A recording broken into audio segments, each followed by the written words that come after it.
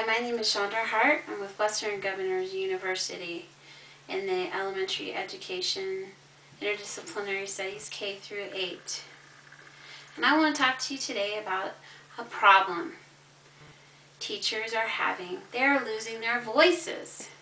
Research suggests that many teachers have vocal problems due to vocal fatigue and lack of vocal training. A typical teacher's day starts out the classroom with on average 20 or more students. They're loudly talking, they're conversing, and the quickest way for a teacher to get their attention is to raise their voice. This causes strain on the vocal cords. And then the day goes on. Lessons, 2 or 3 hours, math, language arts, and then there's PE class. PE class is held either in a very noisy gym or outside on the playground. And of course recess, where teachers are shouting across long distances to get a student's attention. After school, there's one-on-one meetings with parents and peers and presentations that are required of all teachers to show the findings that they have learned or interpret data. All of this speaking equals to about 8 or more hours a day of continuous speaking without rest. This can cause permanent damage to the vocal cords. Let me show you how this works. In this figure, this is the side of the human body. The air goes through the nasal passages and passes over the vocal cords. The vocal cords vibrate to create the sound. Now air flows down in through the lungs, and the diaphragm pushes the air up to change the pitch of the voice. Now this was taken from an example in the National Institute of Cancer website and from the World Book Encyclopedia. Vocal nodules develop in vocal cords because of strain or overuse.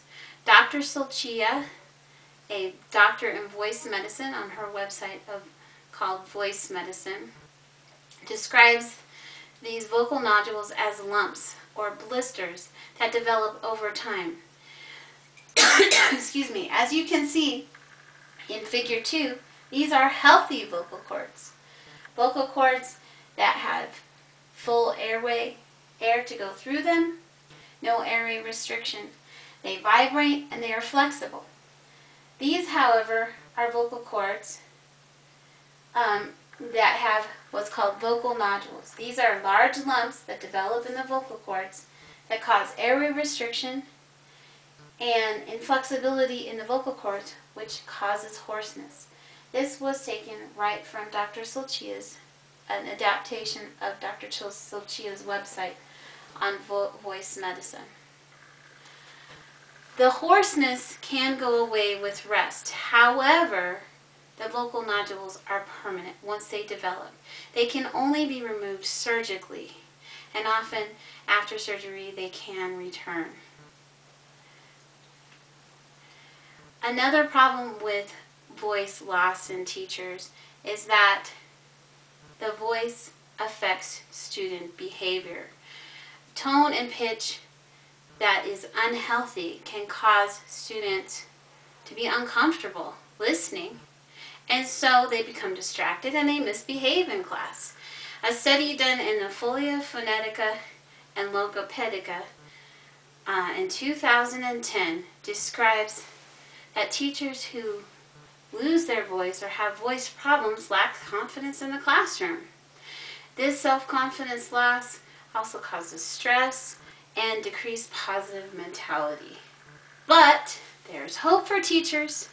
A study published this year in February titled The Impact on Quality of Life in Teachers After Educational Actions for Prevention of Voice Disorders shows that teachers who were given the mechanics of the voice and taught different techniques for vocal function had improvement.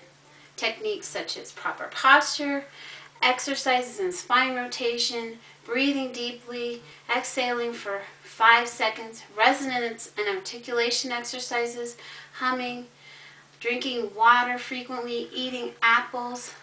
All of these things were found to reduce the stress on the voice. So in conclusion, teachers should use vocal training exercises to avoid vocal fatigue and vocal problems in the classroom.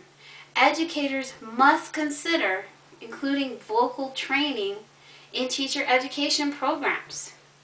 Vocal problems would be reduced and teachers would have more confidence to meet the demands of teaching. Are there any questions? Yes, I have a question. Yes? Why can't a teacher just use a microphone? Well, a microphone is great in the classroom, except that not all schools and all classrooms have microphones.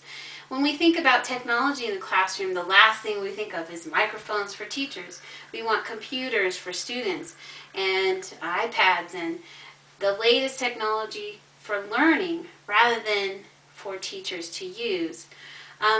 But microphones also do not stop the talking. A teacher still has to speak for 8, 9, 10 hours a day. Are there any other questions? Yes. Don't new teachers going into the profession already know that they're going to be using their voice all day long? New teachers might know that they have to use their voice all day long. However, the reality is they don't really know what that feels like to use their voice all day long. In an article by Susan Tan in the Epoch Times that was published, she states that teachers often lose their voice in the first 3 months of teaching. So vocal techniques would preserve a teacher's voice.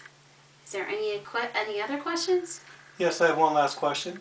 Won't vocal warm-ups themselves cause strain on the voice?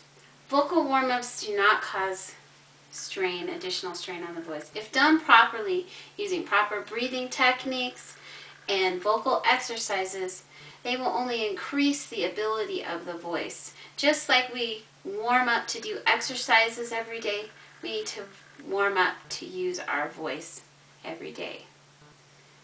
Is that all the questions for today? Thank you very much, and you have a good afternoon.